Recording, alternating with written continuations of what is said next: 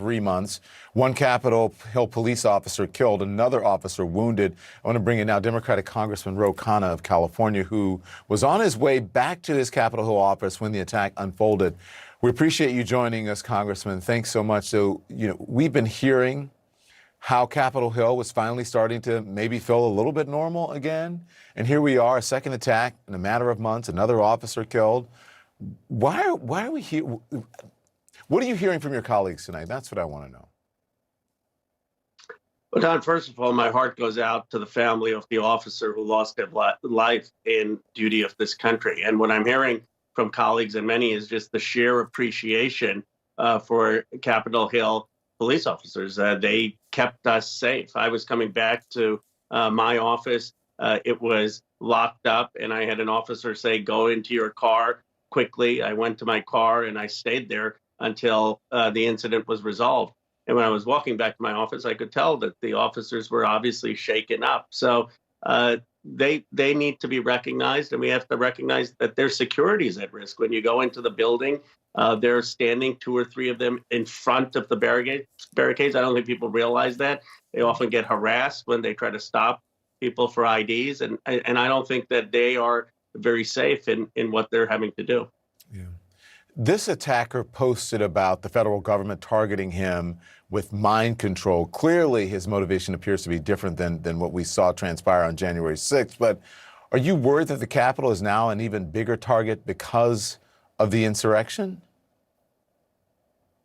Don, I am. I mean, I think when people saw the insurrection, there was a license to be a copycat or to think that somehow that was a legitimate way of showing your grievance. And that's why I hope tonight every member of Congress, every senator can say violence is completely unacceptable, that is not the American way. I mean, even that simple statement, I think, would help in our democracy. Retired Lieutenant General Russell Honore just completed a security review for the House Speaker Nancy Pelosi following the Capitol insurrection. This is what he said earlier tonight. Here it is. Many members challenged the recommendations, some of the recommendations we made in terms of barriers that need and hardening of the Capitol while keeping the Capitol open to the public.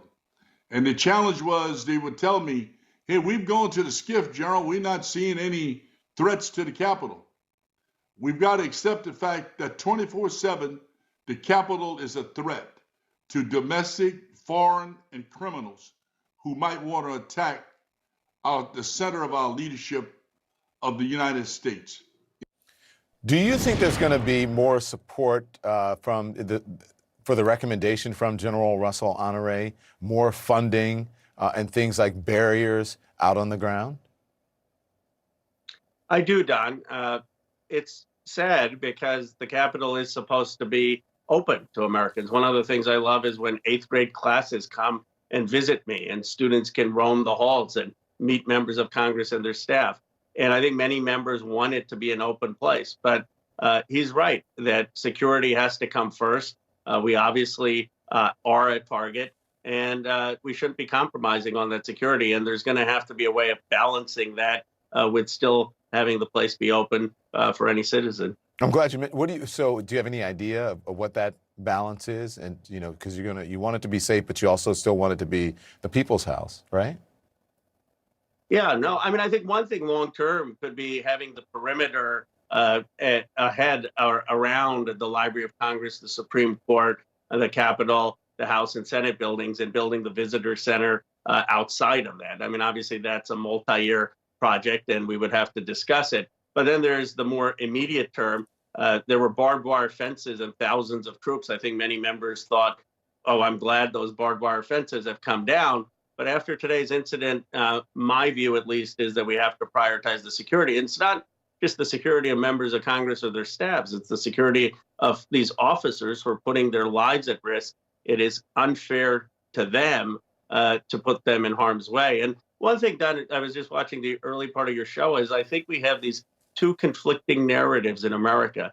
On the one hand, we recognize and respect the heroism of the Capitol Police and so many law enforcement who guard our democracy. At the same day, we have a trial of police excess and police violence and racism with police brutality.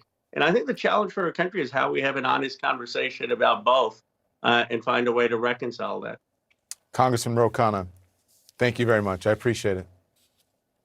Thank you. So he